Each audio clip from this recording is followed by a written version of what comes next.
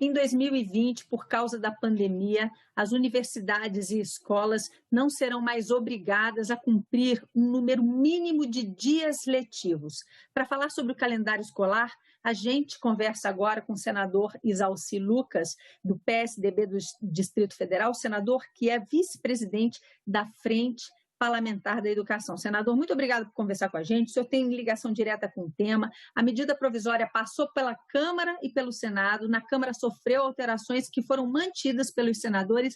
Como é que fica agora para os alunos do Brasil todo? Bem, em primeiro lugar, a gente flexibilizou os dias, mas não flexibilizamos a carga horária. Então, continua as 800 horas, né, mas vai facilitar muito para as escolas fazer o seu planejamento para adequar realmente aos feriados, finais de semana, etc., para dar o conteúdo, né? Eu acho que isso aí ajuda bastante. E aproveitei também, negociei com o governo o veto do artigo 5º, que poderia prejudicar milhões de alunos com relação à entrada no ProUni, que essa medida levava como único critério o Enem. Como o Enem vai atrasar muito, isso poderia prejudicar muitos alunos. Então, o governo tem um compromisso comigo de vetar o artigo 5º dessa medida provisória que foi aprovada. Então, explica melhor para nós isso. Esse artigo 5º fazia com que consequência para os É que o ProUni e o SESU, o critério de entrada é o Enem, não é? E a medida provisória colocou como exclusivo o Enem. Então, como o Enem nosso vai atrasar este ano, e muitos alunos não farão esse Enem, então impediria que muitos alunos pudessem obter o ProUni, né, ou escolher o SESU. Então, hoje, algumas universidades já estão marcando vestibulares, outros critérios de inclusão. Então, por isso é que tem que vetar, porque senão muitos alunos serão prejudicados. E aí, uma vez vetados, como é que fica? Cada universidade faz o seu critério? Aqueles que tiverem condições de absorver a prova do Enem, ok. Agora, como o resultado deve sair depois das matrículas de muitas faculdades, então fica liberado para as faculdades também obterem outros critérios de inclusão, né, como vestibular, por exemplo.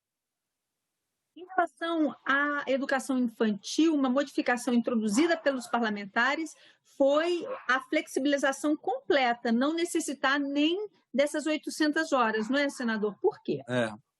O sistema é difícil, né? Crianças, é muito difícil você controlar as crianças. Então, e também é difícil também de você manter educação à distância, não é? Com elas.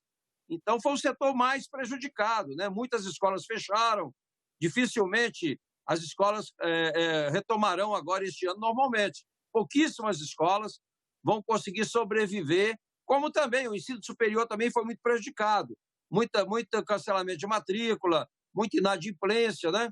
Então, nós temos que buscar mecanismos de poder também ajudar, principalmente as pequenas escolas, né? O próprio município também vai ter dificuldade, porque houve uma queda muito grande na arrecadação. Então, tem que buscar alternativa para a educação, inclusive com relação ao retorno, porque esse dinheiro que nós estamos passando para os estados e municípios, ele está indo para o Covid, não está indo com a obrigação de investir na educação.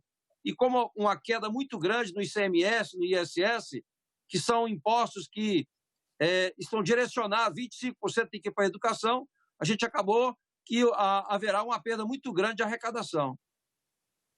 E aquelas escolas que não tiveram muitas aulas online, portanto, essa carga horária de 800 horas pode ficar mais difícil agora. Ela pode jogar parte do ano letivo de 2020 para 2021? Como é que fica o ano que vem nesse cenário? Exatamente. A escola vai ter essa flexibilidade, né, de utilizar parte do período para 2021, porque não tem como cumprir as 800 horas durante 2020. Então, possivelmente, haverá aula aí realmente dezembro, janeiro, né, fevereiro. Né? Então, eu acho que, para completar, muitas vão ter que fazer isso. Evidente que tem algumas particulares, por exemplo, deram durante esse período, né, educação à distância, né, remota, enquanto que a escola pública, por dificuldade de acesso, pouquíssimas escolas ofereceram educação à distância, até porque 70% dos alunos não têm acesso, não tem computador em casa, né? 46% não tem nem acesso à internet, então é muito mais difícil. Aumentando o gap entre alunos das escolas públicas e das escolas privadas, não é isso, senador? Com certeza. Essa pandemia trouxe realmente, demonstrou claramente, né, essa distância, e a gente precisa corrigir isso.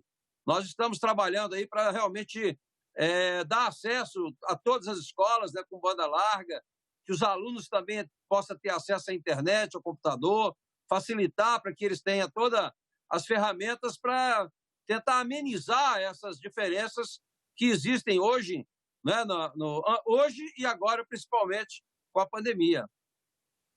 Viu que o senhor defende, por exemplo, o uso do FUST, o Fundo Universal, que vem do setor de telefonia, para investimentos em educação agora, para tentar diminuir essa diferença. Existe chance de aprovação dessa matéria por parte do governo, de mais esses investimentos em educação, no momento em que o cobertor está curto? Eu acho que é a saída, né? Nós já temos um projeto tramitando da senadora Daniela, no sentido de utilizar parte dos FUST já agora para banda larga, principalmente acesso aos alunos, né, para ter aula à distância e tal. Agora, eu defendo que esse dinheiro, não só esse, como também o fruto do leilão do 5G, seja totalmente investido em infraestrutura, principalmente nos serviços públicos, né, da educação, na segurança, na saúde. Tem que ter realmente banda larga para todo lado. Então, esse dinheiro é suficiente para a gente poder trabalhar isso.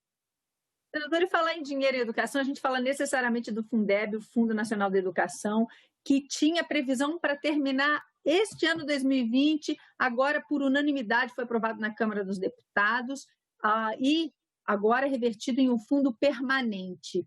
Qual é a sua expectativa em relação ao Senado? O mesmo resultado? Eu acho que nós vamos conseguir aprovar, inclusive, o mesmo relatório.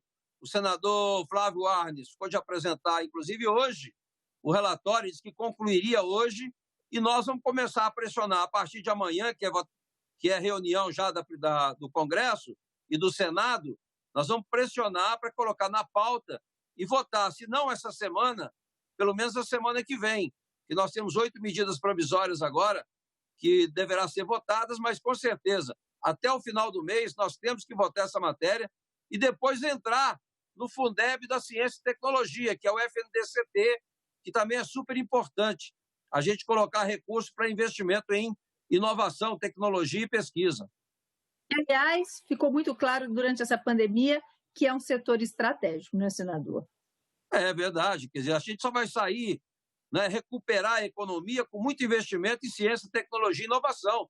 Né? Estamos correndo atrás da vacina e ela não cai do céu, né? Isso é fruto de anos e anos de pesquisa e que tem que ter investimento. Nós não podemos continuar tendo um orçamento da ciência e tecnologia menor do que 2003, quer dizer, é uma loucura. Nós temos que ter essa proposta que eu apresentei, ela transforma o FNDCT, que é o Fundo da Ciência e Tecnologia, é igual ao Fundeb, é o Fundeb da Ciência e Tecnologia, né? Torna em fundo financeiro e que não é mais contingenciado. Então, espero que a gente aprove isso o mais rápido possível. Você acha que vai encontrar, por parte dos parlamentares, a mesma sensibilidade de aprovação que foi encontrada para o Fundeb? Nós vamos fazer a mesma campanha. Já estou conversando com todos os segmentos da ciência e tecnologia, as empresas, a Confederação Nacional da Indústria, o Movimento Empresarial pela Inovação, todos os institutos de pesquisa, CNPq, as universidades. Nós vamos fazer uma grande campanha agora no Vote, né? Vote FNDCT, igual fizemos com o Fundeb. Senador, minha última perguntinha, voltando para o nosso tema inicial, nós falamos aqui sobre a carga horária das escolas. A gente tem visto, o senhor representa o Distrito Federal, posso falar em relação ao Distrito Federal especificamente, uma certa confusão, justiça, abre escola, fecha escola, é presencial, não é presencial, existe risco, não existe risco. Nesse cenário, a medida provisória agora flexibilizando dias, mas não horas, pode ser uma solução para os conflitos e para essa confusão em que os pais se encontram? Olha, a saída hoje infelizmente, né, as escolas públicas não estão prontas para isso no Brasil todo, mas teria que ser opcional. Você não pode obrigar o pai a mandar o filho para a escola agora também, né, com o risco que está aí. Então, você teria que compartilhar ou fazer uma articulação para oferecer meio a meio, quem quiser, alguns à distância, presencial, porque é impossível você controlar as crianças numa sala de 45 alunos, né, mantendo a distância e tudo mais. Agora, isso é falta de transparência, é falta de coordenação. Por isso que a justiça começa a interferir, que eu acho que é indevida, inclusive, mas quando não tem transparência, o judiciário se sente também na obrigação, né, de decidir alguma coisa, mesmo que não tenha segurança. Né? Eu acho que tem que ter transparência. O governo deveria estar juntos, governo federal, municipal, estadual, trabalhando na mesma direção, mas, infelizmente, cada um está indo para um rumo diferente. Né? Isso acaba atrapalhando e a justiça acaba interferindo indevidamente. Senador, muito obrigada por essa conversa. Nós conversamos neste programa com o senador Exalci Lucas, que é presidente, aliás, vice-presidente, perdão, da Frente Parlamentar da Educação. Nós falamos sobre a medida provisória aprovada pelo Congresso, que agora prevê que escolas e universidades não precisam mais cumprir um número mínimo de dias letivos. Basta cumprir as 800 horas anuais. A você que nos acompanha mais uma vez, muito obrigada por estar com a gente. Tchau, até a próxima. Tchau, um abraço.